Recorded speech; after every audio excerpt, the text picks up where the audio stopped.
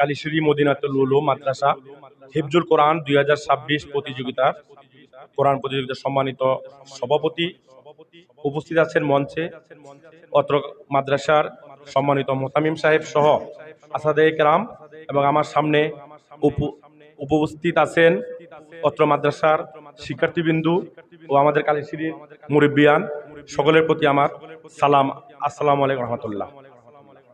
আসলে সর্বপ্রথম আমি কৃতজ্ঞতা প্রকাশ করি আজকে যারা এই আয়োজনটা করেছেন ওনাদেরকে, যে এই সুন্দর একটা কোরআনের প্রতিযোগিতায় আমাকে আমন্ত্রণ করার জন্য। আসলে এই কালিশরী মদিনাতুল উলুম মাদ্রাসাটি অনেক দেশ স্বাধীন হওয়ার আগে বা পর থেকেই সম্ভবত স্থগিত। এই মাদ্রাসার সাথে আমাদের পূর্বপুরুষরা জড়িত, বিশেষ করে আমার বাপ চাচারা এই মাদ্রাসার সাথে জড়িত।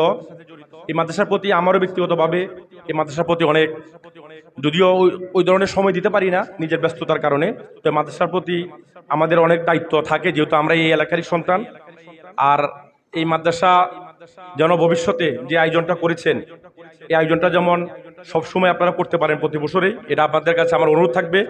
আর এটা করতে গিয়ে যদি আমাদের কোনো সহযোগিতা লাগে ইনশাল্লাহ আপনারা আমাদের সাথে যোগাযোগ করবেন, আমরা সহযোগিতা করব। আর আমরা যেহেতু মাদ্রাসার এবং মসজিদের সাথে জড়িত আছি, এখানে আমার উপস্থিত আমার বড় ভাই হাজী আব্দুল সত্তার সাহেব আছে।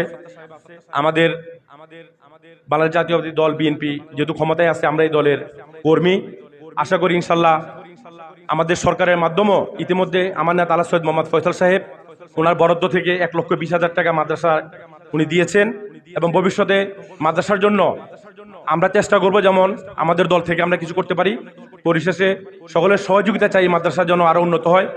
সকলের উত্তরোদ্ধি এবং ভবিষ্যৎ কামনা করে আমি আমার বক্তব্য শেষ করছি। আসসালামু আলাইকুম।